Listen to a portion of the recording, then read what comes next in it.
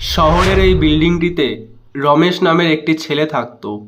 সে একটি অতি সাধারণ কোম্পানিতে চাকরি করত, যার দ্বারা তার মাসিক খরচ বেশ ভালোভাবেই চলে যেত। একদিন কোম্পানি থেকে কাজ করে বেরোবার সময় তার অতিরিক্ত রাত হয়ে যায়।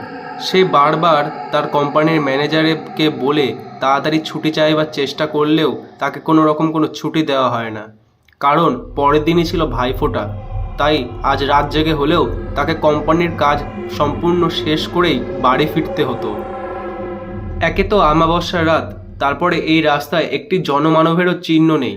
তাই কিছুটা ভীত সংগ্রস্ত হওয়ার পরও রমেশকে একা একাই তার বাসস্থানের দিকে যেতে হতো। কিছু দূর এগোতেই তার সামনে একটি গলির মোড় পড়ে। গলির মোড়টিকে দেখা মাত্রই তার মাথায় খেয়াল আসে, আরে এই তো সেই গলির রাস্তাটা, যেটা ধরে গেলে আমি আমার বিল্ডিংয়ে খুব কম সময়ে পৌঁছে যাব। না না, আর সময় নষ্ট করে কোনো লাভ নেই। একে তো আমাবস্যার রাত, চারিদিকে ঘুটঘুটে অন্ধকার, তারপরে আবার একটি জনমানবেরও চিহ্ন নেই। আর সময় নষ্ট করে কোনো লাভ হবে না বলে মনে হচ্ছে না আমার। তাড়াতাড়ি যাই, বাড়ি পৌঁছাতে পারলেই বাঁচি। এরপর রমেশ সেই গলির রাস্তাটি ধরে এগোতে থাকে।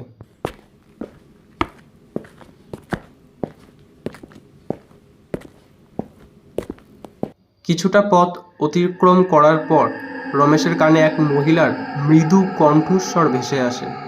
চলে যাও, এই পথ ছেড়ে চলে যাও। রমেশ কিছু বুঝতে পারে না।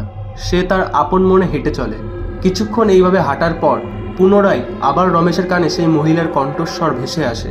চলে যাও, এই পথ ছেড়ে চলে যাও।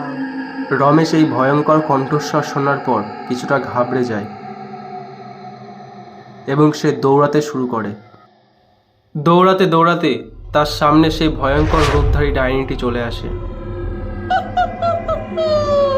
তোকে সাবধান করার পরও তুই এই রাস্তাতে এসেছিস।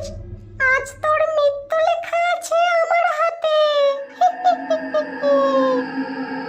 আমাকে ছেড়ে দাও, আমাকে ছেড়ে দাও, আমাকে মেরো না, আমাকে ছেড়ে দাও। তোকে আমি কিছুতেই ছাড়বো না। আজ আমি তোর রক্ত খাবো। এরপর ডাইনিটি রমেশের গলা চেপে ধরে এবং তাকে উঁচু করে ধরে। বেশ কিছুক্ষণ যাবৎ রমেশের গলা চেপে ধরার পর হঠাৎ করেই ডাইনিটির নজর রমেশের গলায় থাকা হনুমানজির লকেটের দিকে যায়। হনুমানজির লকেটটি দেখা মাত্রই ডাইনিটি রমেশের গলা ছেড়ে দেয় এবং সেখান থেকে ভ্যানিশ হয়ে যায়। ডাইনিটির হাত থেকে ছাড়া পাওয়ার পর রমেশ প্রাণপণে দৌড়াতে থাকে তার বিল্ডিংয়ের দিকে।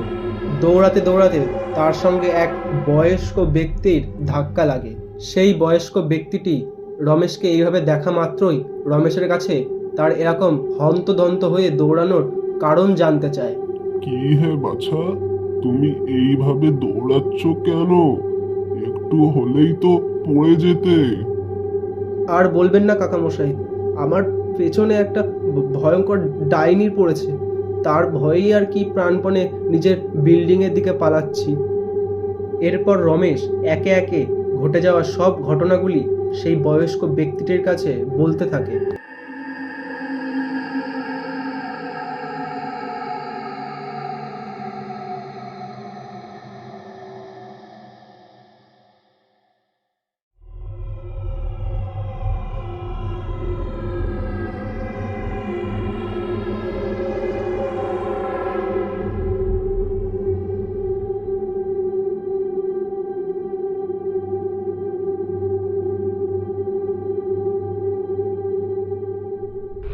আসলে তুমি যার কথা বলছো, ও এই শহরেই থাকতো।